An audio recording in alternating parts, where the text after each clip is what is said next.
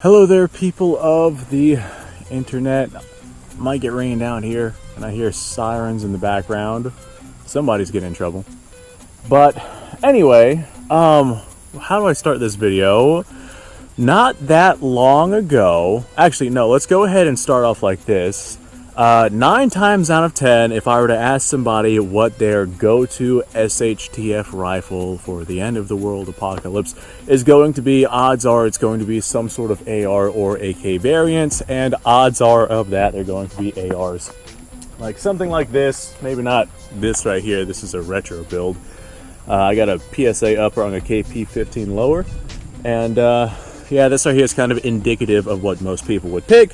Probably something in 223, 556, just because of how predominant those are on the market nowadays. However, if I were to ask somebody what their SHTF go-to preparedness rifle was going to be, say 15 years ago, their answer might be something a little bit different. Not all that long ago, you could pick up military surplus firearms, which are excellent quality firearms for not a whole lot of money.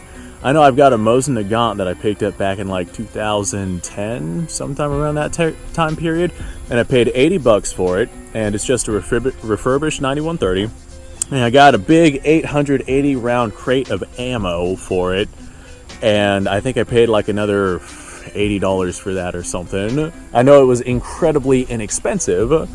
So a lot of people back during this time period, they would buy up these military surplus firearms for just in case SHTF situations, because you were getting an excellent quality firearm for not a whole lot of money. Not only that, but the ammunition was incredibly readily available to you, and you could get a lot of ammo, a lot of full power rifle ammo for not a lot of money. And that's one of the things that made the Mosin Nagant so popular on the market. You could go pick up this full power bolt action 5-shot magazine rifle, and you were only out like less than $100. And this was an incredibly robust, incredibly durable, incredibly capable rifle. And normally they would run more around the lines of like $100 or so whenever everything was said and done.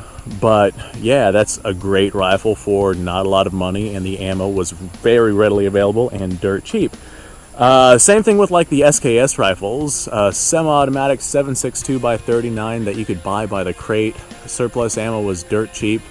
They were incredibly capable rifles, considering that you could pick them up for $100 or less back during that time period as well. Nowadays, the Mosin and the SKS and whatnot are running, you know, equivalent to or more than entry-level ARs. So the idea of getting yourself a Mosin or some sort of surplus rifle for SHTF situations is simply not something that nowadays we can viably lean towards. Or is it? I have with me here a Carcano rifle. I've got a bunch of these, and I've just kind of been stockpiling Carcano rifles since they're so predominantly available on the market right now. But these are kind of sitting where the Mosin Nagant was sitting and the SKS was sitting 15 years ago, where you could get these rifles here for not a lot of money. You could pick up one of these. As a matter of fact, I think I got this for $99 whenever it was out, whenever the company I bought it from was having a flash sale online. I can't say the name of the company because YouTube won't allow me to say it, but I'm sure you guys can figure out who it is that I'm talking about. But they were having a flash sale. I picked this up for $99, and I've got like 4 of these that I picked up for that $99 marking. I've got, I don't know, a dozen or so Carcanos now, maybe a little bit less than that. But I've got a bunch of these, and the concept behind getting yourself a dirt cheap military surplus rifle for not a lot of money is a concept that is still viable to this day. You can find some cheap surplus stuff out there, but is it applicable enough to be able to utilize the Carcano system in an end-of-the-world SHTF preparedness context? And at that end, I am going to go ahead and say probably not. Whereas, yes, you can pick up these rifles for basically nothing. You can get them for $100, and I have seen them for even less than that. Especially if you're talking the mass-imported cavalry Carcano models that have the little bayonet attachment to them, so you can go and poke something. The rifles themselves are nice and cheap, but unlike the Mosin and the SKS, the ammunition for these rifles is basically non-existent, and whenever you do find it, it's $1 plus a round. So you could get yourself a cheap, military surplus firearm, and you would get it for not a lot of money, but the amount of money that you would spend getting a viably large amount of ammunition makes this rifle not worth it for any sort of, SHTF situation, simply because you could take that same amount of money and invest it in a more modern, more capable platform. Now, on top of that, the ammunition that is available for this tends to be loaded with 2.64 diameter bullets, and this right is a 2.68 diameter rifle. So if you load it with 2.64 diameter rounds, it tends to not be all that accurate.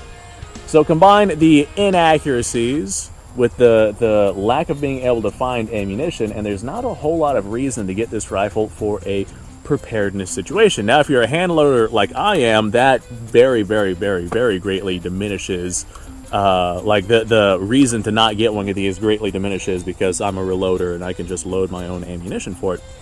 And that's just what I do. And being able to reload is a great idea for any sort of SHTF situation, especially if you're going to rock something like this. These right here can be finicky, and they're very, very, very much luck of the draw. Unlike something like the Mosins, which were, factory refurbished whenever they were coming in, these right here are literally luck of the draw. This one right here, nice, smooth, comfortable, but I've got a couple of them that you absolutely have to fight to cycle them through. The Monlicker style magazines means you need those clips, which can also be incredibly finicky to get working properly, and sometimes they get stuck in the gun and they're just not an ideal design. The entire design concept of the Carcano's feeding system is not what it should be. Personally, I think they should have just gone with the Mauser style of system.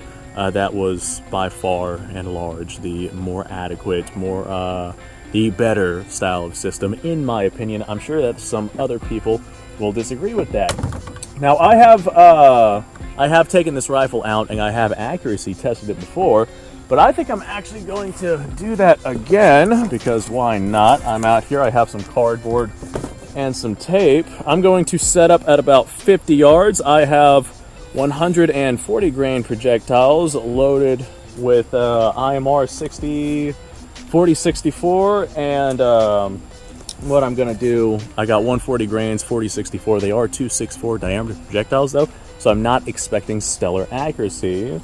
I do know that this Carcano here hits pretty much at point of aim with this particular load. So let me wander out there, I'll set this down, and we'll see if we can get ourselves a good group. I've only got a couple of rounds loaded up for the Carcano, so this isn't going to be extensive shooting. I do know that my off-the-shelf Mosin Nagant has probably about 3 MOA whenever I use ammo that isn't, steel case cheapo stuff. It's got about 3 MOA, that's 3-inch group, had 100 yards, which is actually pretty gosh darn good for a rifle that you'd be able to pick up for $80 back in the day. This right here, I can't remember what the accuracy was for this particular Carcano. I know I have some that have like 12-inch groups, and then I have some that are quite accurate. If memory serves me, I think that this is one of the ones that was quite accurate. So all that being said, I'm actually going to use this table here for a little bit of structural support, and I'm just going to go ahead and shoot our cardboard target down there. Here, I'll aim my camera down a little bit so you guys can see me a little bit easier. There we go. Hopefully you guys can see me there. Now I'm going to get down here and see if I can make some pretty decent shots on my target there. Alright, there's one round.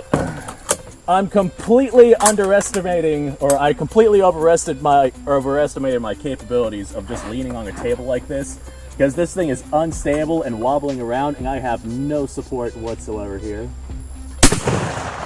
Alright, there's 2 rounds there. We're only at about 50 yards, so as we go out to farther distances, this group would spread out more. Come on, baby. And this being our last round, this clip should fall out the bottom. Yep, there she is. Set that aside and do this one more time. I'm glad that this right here is a light recoiling rifle. Otherwise, with my lack of support here, I would be completely destroying my shoulder.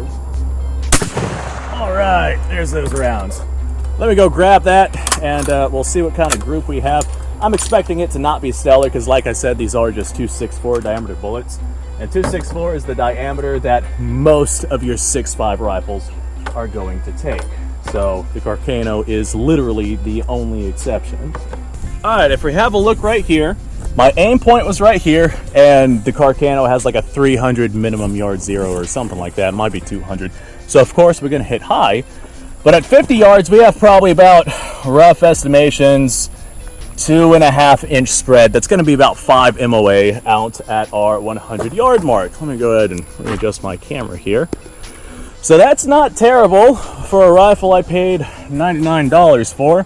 However, this right here is with my hand-loaded ammunition, and I can very much pay attention to the grain amounts of gunpowder that I'm using, and I can make things very, very consistent. And so that's probably why I'm getting decent accuracy out of this rifle. I have seen these rifles with PPU ammo do really, really poorly. I bet that if I were to use 2.68 diameter bullets, I'd be able to really scrunch this in to a pretty impressive group size. Anyway, here comes that rain. So, is this a good idea for an SHTF situation? No.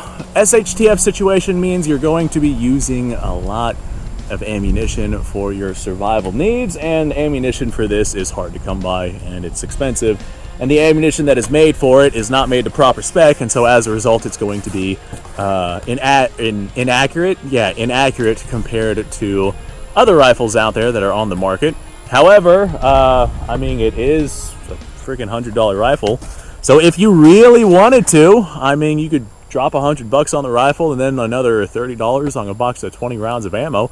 And then if you learned how to reload, then you could make that 20 rounds, that brass, last for quite a while. So that might be something to look into if you folks decide to look into it.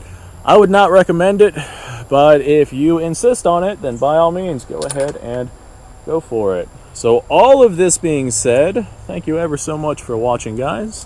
Like, subscribe, share. Description has a bunch of links. Go check it out. You guys go off, have yourself a fantastic day.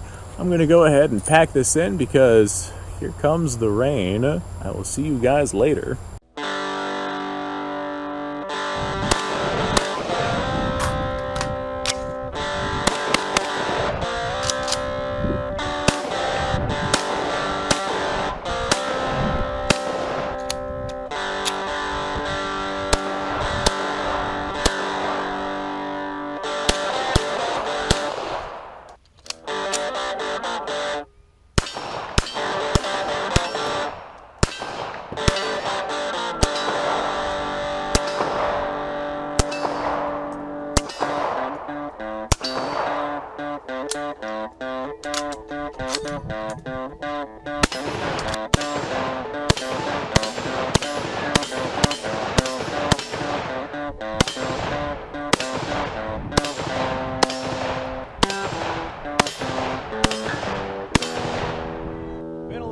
Since I've done this.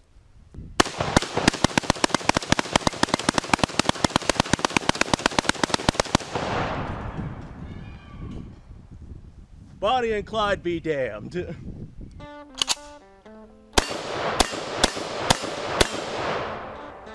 poor man's Garen.